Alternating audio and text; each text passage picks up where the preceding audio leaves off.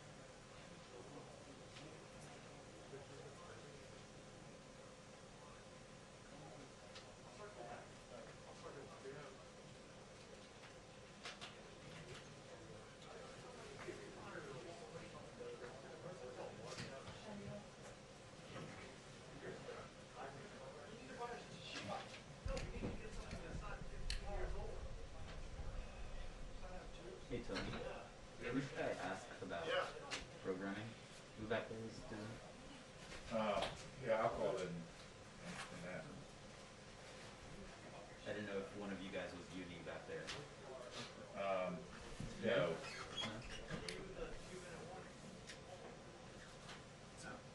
You're gonna leave that there? Yeah. Did you want me to put it up higher? I can if you need it. So right now you got nothing? I got nothing. And I'm pretty sure they're taking Pelosi live, so on the sheet that she's still speaking. There you go.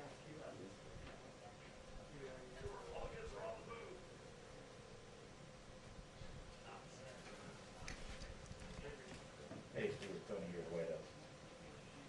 Hey, IMP for Jeremy's seat. He's not hearing anything on IMP right now. Sure. So, thank you. Okay, yeah, that's what he's looking to hear. All right, cool. That man, deal. This is just that.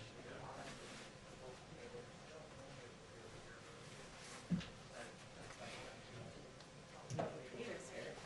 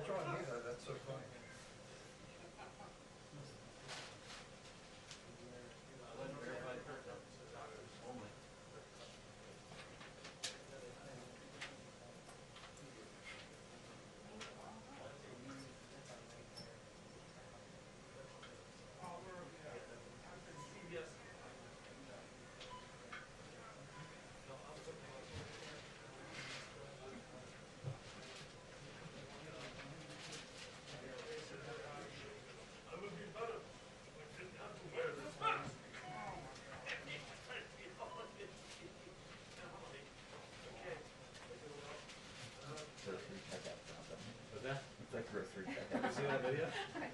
Because it's the maskless. Yeah. And, oh yeah. That video is so crazy. I know. It's like It's like everyone. 3 times. I know. It's strange.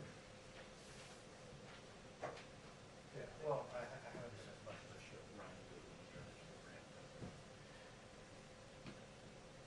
Oh, really? Naples, that's Trump country.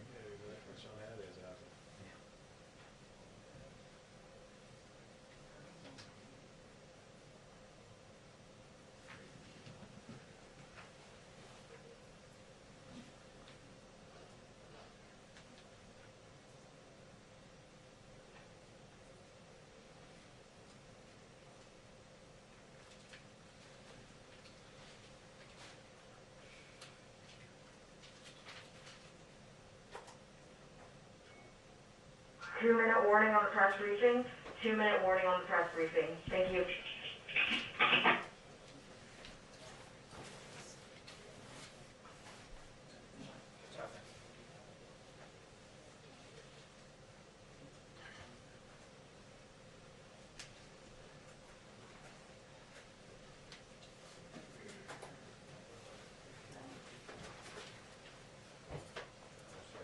You're right. I just didn't want to talk to you.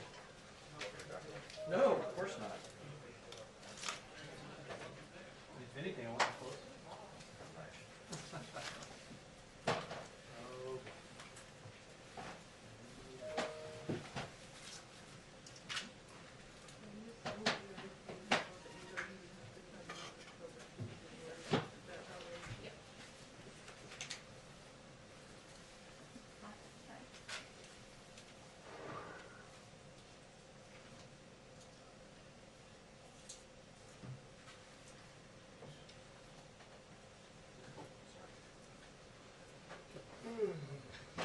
No warning. Sorry, Shelly. Is this you, Jeremy? No. It's beating hard. Is that okay? Yeah. I'll put it Get here. it out of your way. Can't have that hanging on the front row.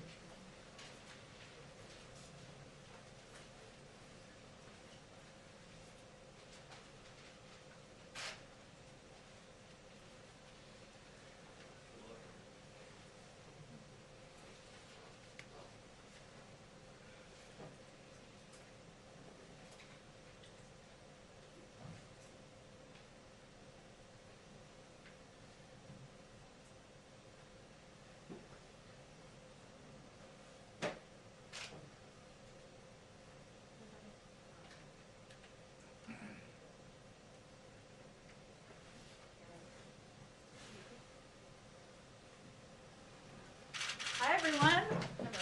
We have a very special guest today. Oops.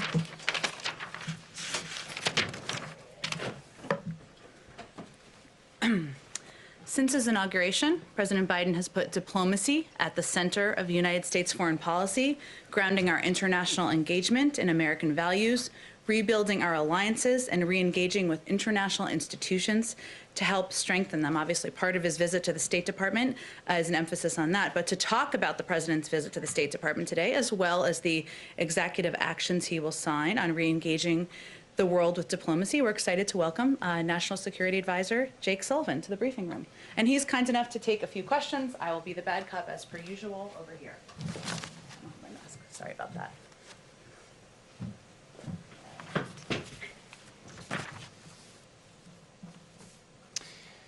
Hi, everybody. It's great to have the opportunity to be here. As Jen just mentioned, President Biden is going to be going over to the State Department to give remarks on foreign policy and national security today.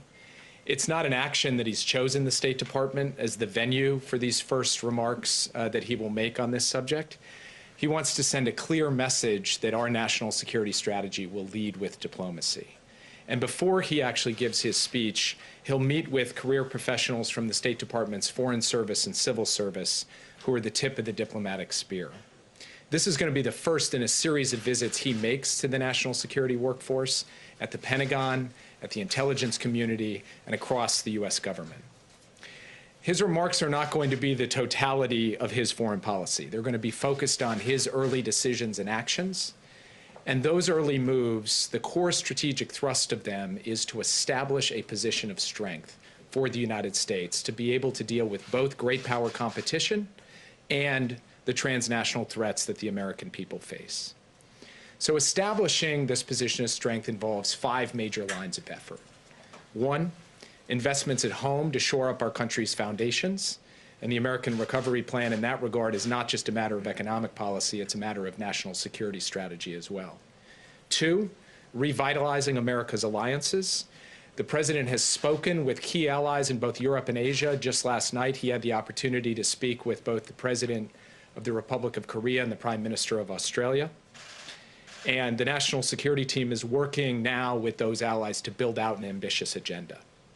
3, re-engaging key institutions and agreements as part of a new commitment to multilateralism in service of America's national interests.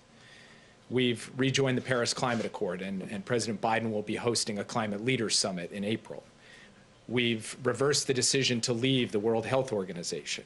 We've just yesterday extended the New START Treaty to maintain strategic nuclear stability with Russia for the next 5 years.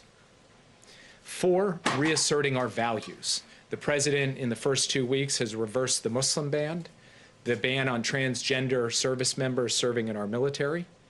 And today, he will announce an end to American support for offensive operations in Yemen. And 5, getting our global force posture right, making sure that our global force posture is consistent with our national security and diplomatic priorities. Today, he will announce that Secretary Austin will lead a global force posture review, and during the pendency of that review, will freeze any troop redeployments from Germany. Now, of course, establishing a position of strength also means building a national security team that's fit for purpose. And here at the National Security Council, not only have we reinforced and reinvigorated every element of our regional and functional work, we've added a new deputy for cyber and emerging technology.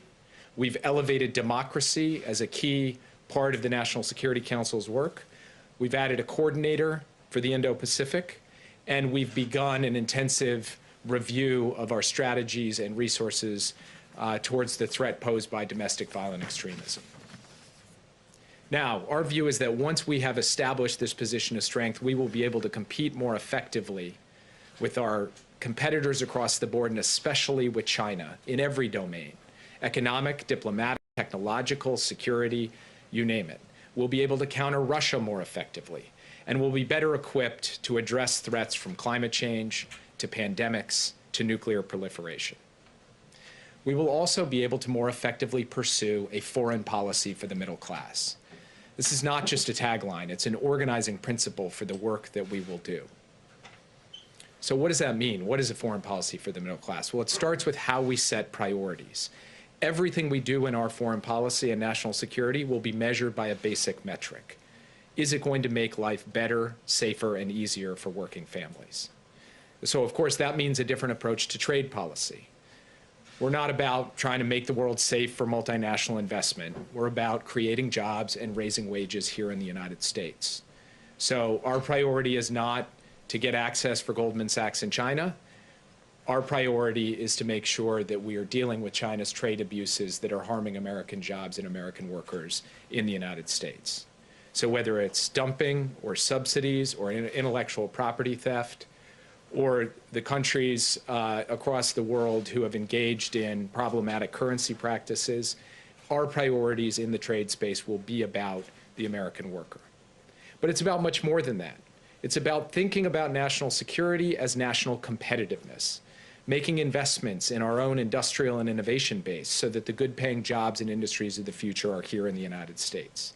So Build Back Better isn't just about economics, it's about national security as well.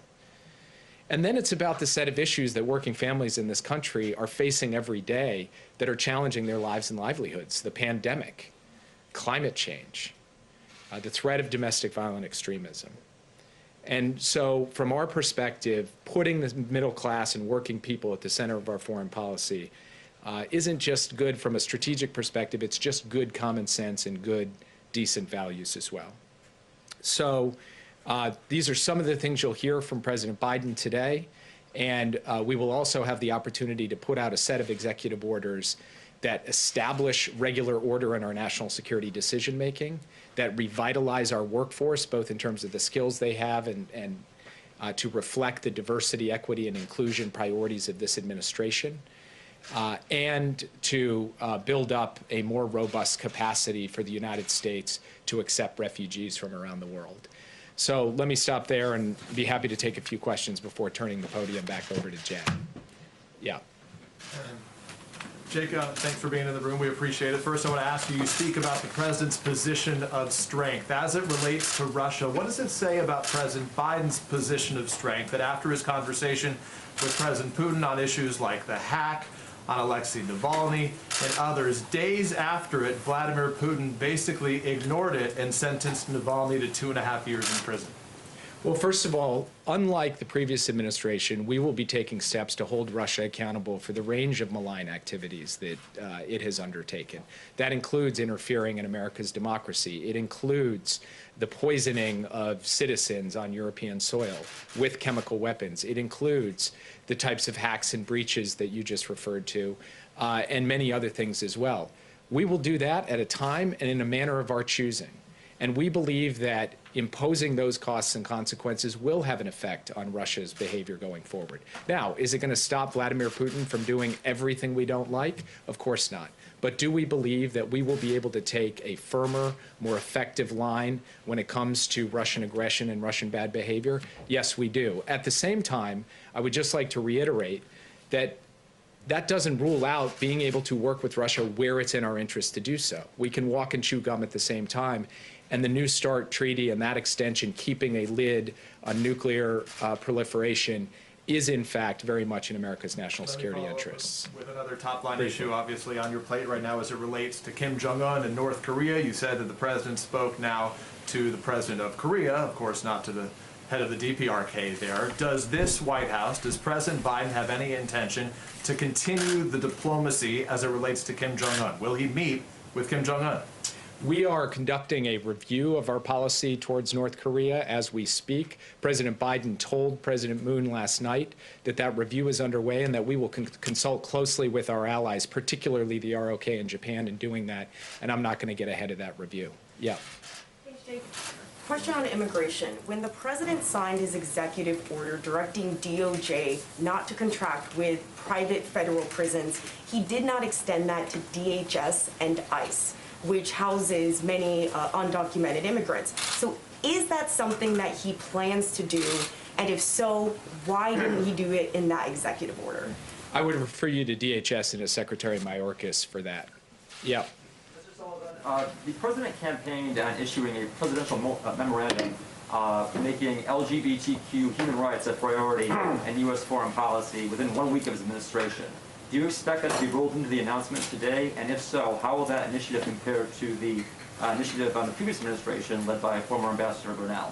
I appreciate you raising the question. I didn't want to steal the president's thunder, but since you asked it directly, he will be announcing a presidential memorandum on protecting the rights of LGBTQ individuals worldwide today. That will be part of his remarks at the State Department, and it reflects his deep commitment to these issues both here in the United States and everywhere around the world. And the United States will speak out and act on behalf of these rights as we go. Yes. Thank you so much. Just picking up on Peter's question on speaking from a position of strength, I want to talk about sanctions on Myanmar. Does the fact that we have Republican lawmakers who support the claim that the election was stolen, some potentially having ties to extremist groups who stormed the Capitol, does it make the job of the administration's foreign policy team more difficult to punish countries like Myanmar on the grounds of violations of democracy and rule of law? On the one hand, pulling our country together, revitalizing our own democratic foundation, building more unity, as President Biden has talked about, that will be an important part of us operating effectively in the world. But when it comes to Burma specifically, this is an area where there is genuine bipartisan agreement. President Biden in his remarks today will talk about some of the outreach he has done to Republicans on the issue, and we believe we can work with the Congress on a package of sanctions to impose consequences in response to this coup. We will also be working with allies and partners around the world. Yeah. I just want to Follow up quickly on Burma. The top generals there have already been sanctioned under the Magnitsky Act, and the State Department has said that the administration wants to avoid any action that could, negatively impact the Burmese people. So what options specifically in terms of sanctions is the administration considering, and does it include declaring like a new national emergency via an executive order to impose sanctions on more generals or the military or government as a whole? Without getting too far ahead of ourselves, we are reviewing the possibility of a new executive order, and we are also looking at specific targeted sanctions, both on individuals and on entities controlled by the military that enrich the military. So we believe we have plenty of space to be able to find the types of sanctions targets necessary to sharpen the choice for the Burmese military. Yeah. On Monday, Iran proposed allowing the European Union to negotiate a simultaneous return to the Iran nuclear deal, the idea being, the U.S. drops sanctions in exchange for Iran coming into compliance. Is that proposal at all being considered? We are actively engaged with the European Union right now, particularly the three members of the P5+1, Germany, the UK, and France. We are talking to them at various levels of our government. Those consultations, I think, will produce a unified front when it comes to our strategy towards Iran and towards dealing with diplomacy around the nuclear file, and I just don't want to get ahead of where that's going to end up. You can take one or two more here. I'll drive this back up. Yeah. Hi. Will the president announce that he's naming a new envoy for Yemen when he's at the State Department this afternoon? Yes, he will. As I said in my remarks today, he is going to announce an end to American support for offensive operations in Yemen. That is a promise that he made in the campaign that he will be following through on. But he will go further than that. He will talk about the United States playing a more active and engaged role in the diplomacy to bring an end to the conflict in Yemen, and that will include the naming of a special envoy, which will happen today. Last question, yeah. Jake, could you first, just real quick on Yemen follow-up, could you first explain a little bit more in detail what an end to American support for offensive operations entails, and does that extend to actions against AQAP in that region, and has President Biden informed the leaders of Saudi Arabia and the UAE already? So it does not extend to actions against AQAP, which are actions that we undertake in service of protecting the homeland and protecting American interests in the region and our allies and partners. It extends to the types of offensive operations that have perpetuated a civil war in Yemen that has led to a humanitarian crisis. The types of examples of that include 2 arms sales of precision-guided munitions that the president has halted that were moving forward at the end of the last administration. We have spoken with both senior officials in the UAE and senior officials in Saudi Arabia. We have consulted with them. We are pursuing a policy of no surprises when it comes to these types of actions, so they understand that this is happening and they understand our reasoning and rationale and for it. And just more broadly, a more thematic question. You guys have announced that you're reviewing a number of malign actions carried out by other countries, whether it's Russia or China or other countries. Does President Biden feel a responsibility to impose consequences for actions undertaken by other countries in the last several years where President Trump gave those countries a pass? And if so, how far back does that extend? I think the way that President Biden looks at this is it doesn't matter who the occupant of the Oval Office is if this country gets attacked, if our elections get attacked, if our critical infrastructure gets attacked, if our troops are threatened by foreign actors. He's going to respond to establish deterrence and to impose consequences. So he doesn't have a particular time or date from when that starts, and he certainly will look at actions undertaken during the Trump administration as attacks not on President Trump, but as attacks on the United States of America. Thank you, guys. Thank you, Jake. Thank you, Jake. Okay. Just a couple of other things I just wanted to go through. President Biden delivered an address about faith and unity at the National Prayer Breakfast this morning. I should say it was via a video. This event was entirely virtual this year because of COVID, with all speakers delivering taped remarks. Alongside President Biden, 4 living former presidents sent messages to the breakfast. President Biden is committed to the prayer breakfast tradition of reflection and fellowship, especially at this difficult time in our nation's history. And a little piece of history for all of you. Every president has attended the breakfast since Dwight D. Eisenhower made his first appearance in 1954. A little trivia for your dinner table. Okay, a couple of other updates. The President and his administration, all of us, are continuing their close engagement today on the American Rescue Plan, a top priority for him and all of us at this moment, including outreach to lawmakers and stakeholders, as well as our continuing work to make the case directly to the American people. We're heartened that Congress is moving quickly on this. Over the next several days, committees will have a chance to review the legislation. As you know, that's kind of the next step in the process next week. Oh, actually, after the vote-a-rama tonight. It's a very Washington term, but that is literally what it's called. And Republicans will have additional opportunities to provide input and help improve the final product. That's how the process is supposed to work, and we're encouraged that there is agreement on the need to move swiftly and the goal of making this bipartisan bill and package. There's a couple of questions that many of you have asked us and others have asked us over the course of our effort on the American Rescue Plan, so I just wanted to address some of those here. First, why do we need a package of this size, or will we be fine with the status quo? Obviously, this is a good question that's asked as economic data comes out. So I just wanted to highlight a couple of pieces for all of you. A CBO report found that without any additional stimulus, our economy wouldn't reach pre-pandemic levels until 2025. And it would take just as long to get back to full employment. This week was the 46th consecutive week that jobless claims have exceeded the pre-pandemic record high. Kevin Hassett, President Trump's top economic advisor, said, quote, "We need to be risk averse, and that without a major stimulus, we could have a, quote, negative spiral for the economy."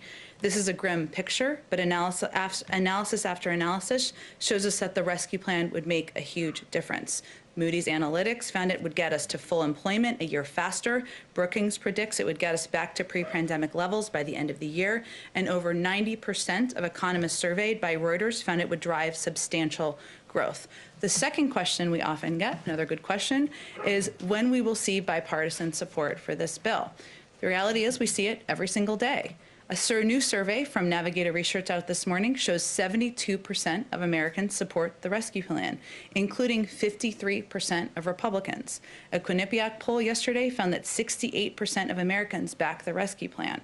A Yahoo YouGov survey on Monday showed that over 2/3 support the package. So I just wanted to highlight a couple of those pieces. Those are excellent questions we get in here, but we did a little thinking about your questions. Last thing I just wanted to do at the top, Kristen, who's back today again, asked a great question about the Artemis program, which I dug into, and I'm very excited about it now to tell my daughter all about it. So for those of you who have not been following it as closely, through the Artemis program, the United States government will work with industry and international partners to send astronauts to the surface of the moon, another man and a woman to the moon, which is very exciting, conduct new and exciting science, prepare for future missions to Mars, and demonstrate America's values. To date, only 12 humans have walked on the moon. That was half a century ago. The Artemis program, a waypoint to Mars, provides exactly the opportunity to add numbers to that, of course. Lunar exploration has broad and bicameral support in Congress, most recently detailed in the FY 2021 omnibus spending bill, and certainly we support this effort and endeavor. Why don't we go to you first, Arlene? Thank you. Can you update us on the President's thinking on the issue of forgiving student loan debt? There are some groups that are pushing for the President to forgive all student loan debt. And where does he stand on that? Sure. The President has and continues to support canceling $10,000 of federal student loan debt per person as a response to the COVID crisis. He's calling on Congress to draft the proposal, and if it is passed and sent to his desk, he will look forward to signing it. Debt relief is, of course, an important priority for the President. On day one, the first day of his administration, he directed the Department of Education to extend the existing pause on student loan payments and interest for millions of Americans with federal student loans. That was the step he took through executive action, but he certainly supports efforts by members in Congress to take additional steps, and he would look forward to signing it. So he would do that through legislation and not an EO, not an executive order? Well, I think he already took a step through an executive action on the first day, and he would look to Congress to take the next steps. Second question, there's been some discrepancies in the numbers of these FEMA-supported vaccination centers that the President wanted created. He called for 100. Do you have an update on how many have actually been set up as of today? And were any of them set up before the President took office? Well, this is a priority to the president, and setting up those vaccination sites through through partnership with FEMA is something that he feels, and our health and medical experts feel is a way to get more vaccines in the arms of Americans. In terms of the specific numbers that have been set up to date, there's new updates every single day. I know that I'm sure the team can provide an update on how many have been set up when they do their briefing tomorrow. I will say that there were some really interesting updates that I received this morning about efforts to set up large-scale sites in Texas. Obviously, there's some that are being set up in California. They're looking for a space where they can have great capacity to bring people in and vaccinate as many people as possible. But it's ongoing, and I'm sure the health team will be able to provide an update on the specific numbers. Go ahead. Thank you. I just wanted to ask if President Biden will sign the refugee executive order today, and then a follow-up on that. The president is certainly committed to looking for ways to ensure more refugees are welcomed into the United States. It's a priority to him personally, but I don't expect him to sign a specific executive order today. Do you expect him to announce his intent to raise the cap for the fiscal year for refugees to like a prorated annual $125,000, which would be around, I guess, $80,000 for the year? I think New York Times reported that. I expect him to talk about his commitment to refugees, but I'm not going to get ahead of any other specific announcements he'll make in the speech. You guessed there's been good reporting, as Jake confirmed a lot of pieces. Go ahead, Mario. Thanks, Jen. Has the president been briefed yet from Secretary Yellen's meeting this morning with financial regulators over market volatility like GameStop? And is he expecting her to deliver potential options to address that? I would send you to the Department of Treasury. Obviously, they oversaw the meeting. I'm not even sure what time it took place. I would defer to them on that and any specific details they want to read out from it. Go ahead, Jeremy. Jen, one of the biggest criticisms of President Trump's approach to handling the coronavirus was that the administration didn't provide clear guidance to states about when they should shut down, when they should reopen. Dr. Vivek Murthy, back in November, talked about a national alert system that would be needed. Is that something that the administration is planning to implement, some kind of color-coded system to tell states, when, by which criteria they should reopen or shut down? Is that something you guys are considering or planning to implement? I'm happy to talk to our health team, and you'll have another briefing with them tomorrow. Obviously, a number of options are under consideration to both make sure Americans are safer and that we're doing everything necessary to communicate with them accurately, how to keep themselves and their families safe, but also how to better communicate with governors and mayors. Some of that is reopening the line of communication, which was somewhat shut at times, according to governors, during the last administration, and ensuring, which is one of the things that governors have requested, they have a better heads up on how many vaccines they will have access to so they can do better planning. Also working with them and tapping into FEMA, a question that came up earlier, utilizing their resources to be able to kind of mass vaccinate people in larger locations. So those are a lot of the ways that we're implementing it to date. There are a range of options on the table, but I don't have any updates on an alert system. For a national alert system. I don't have any update on it, but again, you'll have an opportunity to talk to our health team tomorrow, and that's a good question to ask them. Secondly, American Airlines and United Airlines are planning to furlough about 27,000 employees by the end of next month as their federal payroll aid runs out. Does President Biden support giving those airlines more financial aid, and does he support including that in this coronavirus relief package? I think the president's priorities are already in the package, and they are focused on ensuring there's funding to get vaccines in the arms of Americans, funding to reopen schools, ensuring that the 1 in 7 Americans families who can't put food on the table is worried about that, is able to do that. As you know, there's a process that will be ongoing on Capitol Hill over the course of the next days and through the course of next week, where there will be amendments put forward to work on committees, but I think the priorities of the president are already in the bill. And just a foreign policy question. Avril Haines made clear that she would absolutely comply with the law requiring the intelligence community to provide Congress with a declassified report on who was responsible for the death of the journalist Jamal Khashoggi. When can we expect to see that? And is President Biden considering sanctioning Saudi Arabia for that murder of Jamal Khashoggi? Well, as you noted, that review would come out of the intelligence community, and it will be released on the timeline of when it's completed, and we certainly would never take a step to expedite or change the timeline that works best for them. And then, as Jake also noted, there's an ongoing review of a range of our foreign policy, our national security policies, certainly including in terms of our relationship with Saudi Arabia, but I don't have anything to preview for you at this point in time. Go ahead, Peter. Jen, as it relates to COVID relief, you said the president wants to take care of people that need the help the most. Obviously, a lot of Americans right now say that they need help. So how do you determine who needs help and who doesn't? Where do you draw that line? Well, again, Peter, I think what we're hoping to do through the package is provide assistance to Americans who are struggling to make ends meet at this moment in time. And you're right, there's a large swath of Americans who are struggling through this moment in time because they fear about their health, the health of their grandparents, of their cousins, of their parents, and also people who worry about their kids going back to school and their desire to get their kids back in school and continue learning. The package itself, again, is of course a priority of the president. It is not the end of our work or the end of his efforts to help bring relief to the American public. It is a first step, as he noted, I should say. He's also going to talk about his Build Back Better agenda in the coming months, and that's something that will certainly build on this as well. So then, I guess, how soon, for the Americans who are listening to every word that's here, how soon should they expect that relief to come? And can you guarantee that it's going to be there before the March 14 deadline when unemployment insurance, for example, expires? You're right, and that's something that we're very mindful of here. The president's mindful of, the vice president's mindful of, our economic team is certainly mindful of, Peter, and that's one of the reasons why the president has been so firm in his insistence that the $1,400 checks remain intact and that they go out to the American people. There's a process underway in Congress. Next week, the committees will be doing the work that they should be doing, that they do through the budget reconciliation process.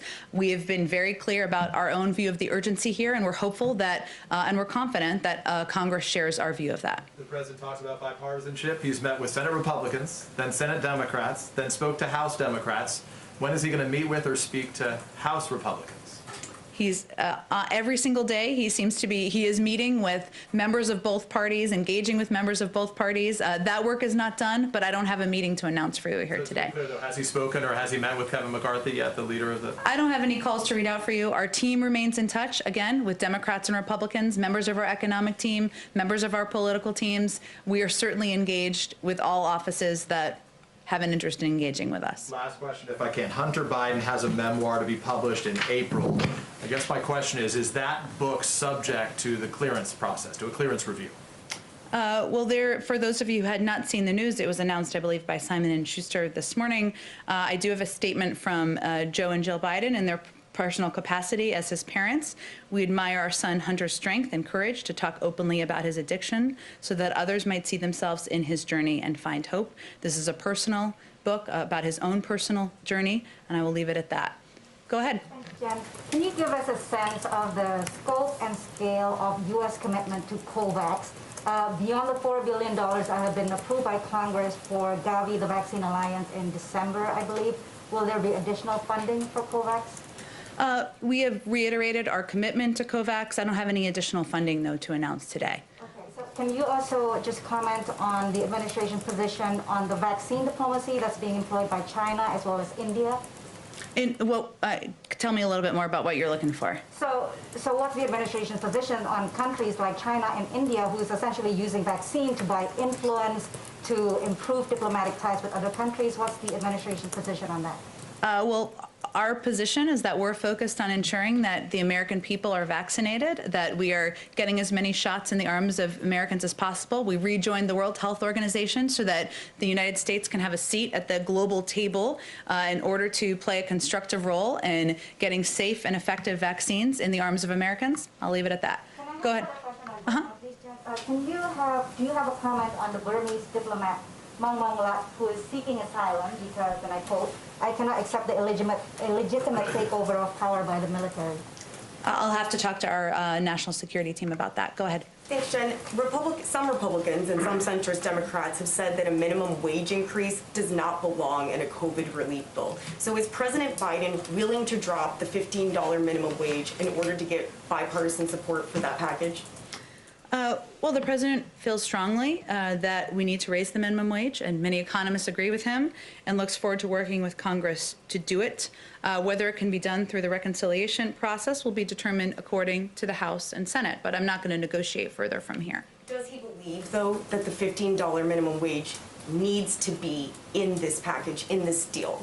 I heard your question. I think what I'm saying is he's committed to raising the minimum wage. He thinks it's an important step for American workers and for American families. There's obviously a process that's ongoing, the reconciliation process, that will make some determinations about what can and cannot be in the bill based on rules. If I could follow up really quickly. Go ahead. On the question about DHS before. My question is about whether or not President Biden believes or plans to in any way make sure that detention centers for undocumented immigrants, that those are no longer contracted with private companies. It's not a question about DHS. It's a question about what President Biden's beliefs are and what he plans to do. Well, I think what the president did was sign an executive order to put the power in the hands of the Department of Homeland Security and Secretary Mayorkas to conduct a review and determine what the path forward is. He has spoken about his concern about these facilities in the past. That remains the case, but it is under the purview of the Department of Homeland Security to make recommendations to the President of the United States. So that was what Jake was conveying. Well, he had used the previous executive order, though, to direct the Department of Justice not to renew contracts anymore with private prisons. So what I'm asking is why he did not also direct the Department of Homeland Security to do the same. There's a new secretary of the Department of Homeland Security. Hopefully he'll come to this briefing room and talk more about these very important issues, but we're not going to get ahead of his decision-making process. The president himself has personally spoken about this issue, as you've noted and others have noted, but we'll have more, we'll defer to the Secretary of Homeland Security for more specifics about the path forward. Go ahead, Kristen. Thank you, Jen, and thank you for getting back to me about Artemis. I know the folks at NASA appreciate it as well. Absolutely. Yesterday, the head of the CDC, as you know, said that it was safe to reopen schools without vaccinating teachers.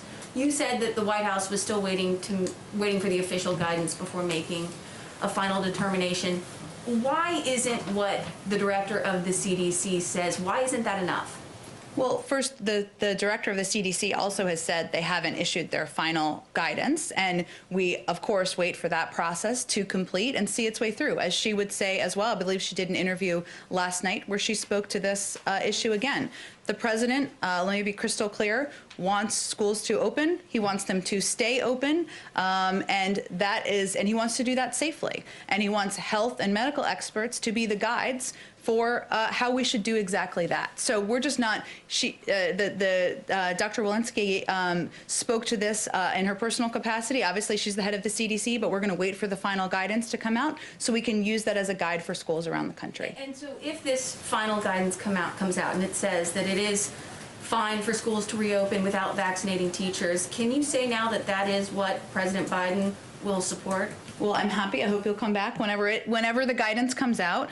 The president has prioritized, believes it should be a priority for teachers to be vaccinated. He also, though, believes that even with vaccinations for teachers or for any American, that there are a number of other mitigation steps that are important to take. Masks, and I'm sure this will be in the guidance when it comes out, they'll speak to it, I should say. The wearing of masks, social distancing, ventilation. These are all factors that are important for Americans and also for the reopening of schools. That's one of the reasons that we need funding in order to be able to effectively ensure that public schools across the country are able to do that. One more question on this point. Michael Bloomberg said yesterday that it's time for President Biden to stand up and say that the kids are the most important thing and stand up to the teachers' unions.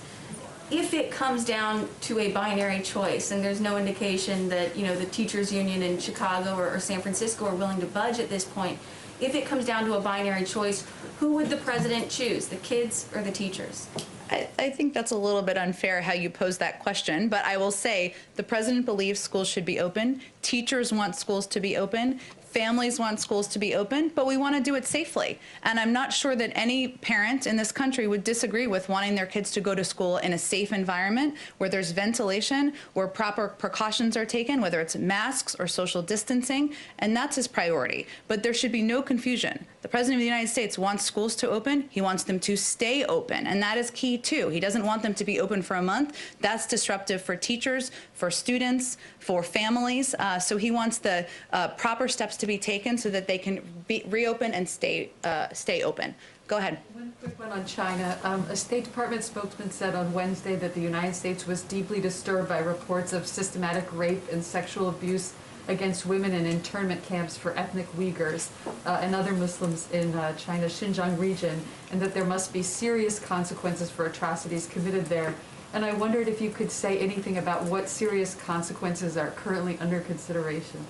I don't think I can get ahead of the President or, frankly, the Secretary of State. We certainly, of course, agree with that, those comments and statements from the State Department, but I don't have anything to preview for you in terms of specific actions. Go ahead. Has the President used the Defense Production Act to boost production of vaccines or vaccine equipment? And if not yet, why not? So we talked about this a little bit yesterday, but I know it's a popular and good question. So DPA ratings, which you're probably familiar with, but everybody may not be, which kind of gives an assessment of what stock and supply is available, is something that we use as a guide, and they're in place to give us a sense of relevant items available. The President invoked the Defense Production Act because he wanted to have the capacity, or wanted his team to have the capacity to address shortfalls when needed, and we are constantly monitoring that. So all options are on the table in terms of how we would use the Defense Production Act and what we would use it to help produce in terms of relevant equipment or resources. I expect we'll have more of an update, maybe even as soon as tomorrow, on how specifically we're planning to use it. So, I mean, obviously you're tracking where the shortfalls are. You have not seen the need to formally push forward with it yet at this point. Well, I think I would say that, one, there are ongoing conversations with companies and manufacturers about capacity and what steps could be taken. And as I mentioned, the ratings, because we assess when there are needs, right? When we assess when there are needs to produce syringes or masks or things along those lines, and then we can act very quickly. But again, there's a briefing from our COVID team tomorrow, and hopefully they'll have more to say on exactly this topic. Go ahead in the back. Hi, Jen. Thanks. I just wanted to clarify some questions on energy sector. Sure. In light of the cancellation of the Keystone Pipeline, just wondering what the fate are of other proposed projects, including if the President supports Governor Whitmer's calls to scrap a pipeline that cuts through Michigan, powers up the Great Lakes and into Ontario. Does he support her calls to cancel that? I have not talked to our climate team about specifically that pipeline. Of course, I think we've noted that a number are under review, but I will see if there's an update on that particular pipeline. Trump also approved permits that would carry oil from the Canadian territories into Alaska. Is that under review, or? I think, again, all of these pipelines are part of what our climate team is looking at and assessing. I haven't seen another update from them on an additional step, but I will see if there are any updates to report back to them. Finally, on his call with the President, Canadian Prime Minister Justin Trudeau requested Canada be exempt from Buy America provisions. Has the President made a decision on whether Canada would be exempted? I don't think we have any update on that particular question. Go ahead. Today's print cooler. I'm going to ask a question for sure. on behalf of myself and on behalf of my colleague who can't be here because of COVID restrictions. Clearly, on LGBTQ issues, the President is ready to make good on his promises. Over the course of the campaign, with the 2 executive orders he signed in the first days of office relating to non-discrimination and the transgender military ban, and just moments ago we had Jake Sullivan say the President's going to sign a memorandum for LGBTQ human rights worldwide. However, the cornerstone of the President's promise to the LGBTQ community was the Equality Act, which would be legislation to expand the prohibition on anti-LGBTQ discrimination. The President said he would sign that legislation within 100 days in office. Does he stand by that? He stands by it. I would say that there's some actions that need to be taken by Congress, of course, as you know, and we're only on day, what are we on now, 15? Okay, so 16, 17? All right, right around there. So we have 85 days to go. Well, why don't we let the President himself speak out on this legislation? I think the president has been out speaking out about a range of issues he's committed to, including many on LGBTQ rights over the course of the last 2 weeks of his presidency, and he will continue to be, but I don't have any scheduling updates for you at this point in time. And now for my colleague. Sure. Texas is expected to cut Planned Parenthood out of its Medicaid program imminently after a federal appeals court ruled it could do so. Is the Biden administration planning to step in and take action, as was done under the Obama administration, to prevent states from cutting Planned Parenthood and other abortion providers from Medicaid programs? Well, the president's views are clear and consistent on this issue. Just last week, in an executive order, he reissued guidance specifying that states cannot refuse Medicaid funding for Planned Parenthood and other providers. HHS would certainly have more specific details, but they have stated they're committed to protecting and strengthening the Medicaid program, as is the president, consistent with the executive order we released last week. Go ahead, Katie. Thanks, Jen. I know you said that you will not talk about Marjorie Taylor Greene in the briefing room, but I want to try this question another way. Sure. What is the president's stance on a majority party potentially establishing a precedent that would result in the stripping of committee assignments, as Republicans have said? Look, I would say that it's not the role of the president or the role of the White House press secretary to do analysis on the fissures in the Republican Party and the actions that may be taken in Congress as a result. And another one, what is the president's view on the bill that Senator Romney is expected to introduce today? It could include up to $4,200 per child to families, but would eliminate existing welfare programs and tax credits. Is that compromise, or would that be a non-starter? I know that reporting just came out, I believe, right before I came out here, so I haven't spoken with the economic team about it. Certainly efforts to provide additional funding for, I believe you said, a child tax credit? Child tax credit? It would actually eliminate existing welfare programs and some existing tax credits. Well, again, the reporting just came out right as I was walking out here, so I haven't talked to our economic team about it. We certainly welcome efforts or offers from our Republican friends for discussion and how we can improve the American Recovery Plan, but they haven't done any analysis, I think, quite yet on Senator Romney's proposal. Go ahead, Peter. Jen, we saw some new figures today. More than 2 million guns were sold in January. That was an 80% jump and the second highest monthly total on record. A lot of this, of course, had to do amid all the coverage related to the Capitol riots then. The president promised to act on day one on this issue. Of course, we know there's only so much he can do by executive action on it. Where does this fall on his list of legislative priorities? There's only so much capital that you have in these first 100 and first few days. You're right, and he has an ambitious plan on a lot of areas and on a lot of issues. I will say, as vice president, and even before that, the president took on the NRA twice and won. This is an issue he is personally committed to. Many in this building are personally committed to, and I think he would love to see action on additional gun safety measures to protect families and children, and knows that there is support across the American public for that. Of course, I guess that's up to him, though, for there to be action. So when would he take action and put some proposal before Congress? Well, I think we have a couple of proposals currently before Congress, but again, this is an issue he is personally committed to. He has a personal, has worked on it many times in the past, but I don't have a date for you on when there would be a proposal. If I can, I want to ask you, there's an NBC News video that went viral of a grocery store in Naples, Florida. You may or may not have seen this. If you haven't, I'll describe it to you. When you pan Give us a play-by-play. When you pan the grocery store, you see that almost everybody in there is not wearing a mask, even though it's in a county, I believe, where masks are mandated. The question is, beyond urging Americans to wear masks, what specifically is this White House doing to combat that resistance, especially given the concerns about the coronavirus mutations and others right now? Well, one, we are trying to communicate about it as frequently as possible. Obviously, as you see, I wear a mask out here. I take it off when I come to the podium based on the recommendations and advice of our health and medical experts. You all are wearing masks right now, and the president has taken steps that are possible through his federal authorities, including mandating them on public lands, on airplanes.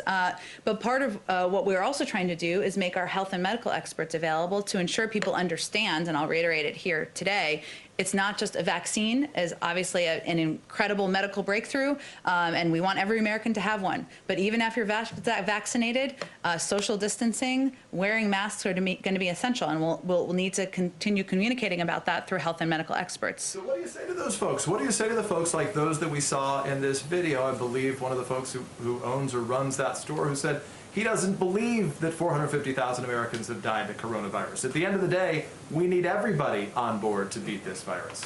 What do you tell them? We try to fight the misinformation with facts, Peter, and fight it with health and medical experts, including at a national level, at a local level, to convey to people that wearing a mask is something that not only can save the lives of their neighbors, but of their family members. It's quite, and it's steps they're taking to protect themselves. I mean, we know statistically, or from our health experts, I should say, that if Americans wore masks for 100 days, 50,000 lives would be saved. We know it's not going to be overnight, but we're going to continue to communicate about it in a non-political way, in a factual way, so that Americans can take steps to save themselves. Where does the White House proposal of sending a mask to every American stand, and how much would that cost if you followed through? Well, there are a range of options on the table to help protect more Americans from the coronavirus and encourage people to mask up. And as I said, that's vital to us because it's not just about the vaccine. It's also about social distancing, ventilation, and certainly wearing masks. But no decision has been made to do that. So I don't have a cost assessment. Obviously, it would depend on how many people would be sent a mask. Thank you, Jen. Thank you, everyone.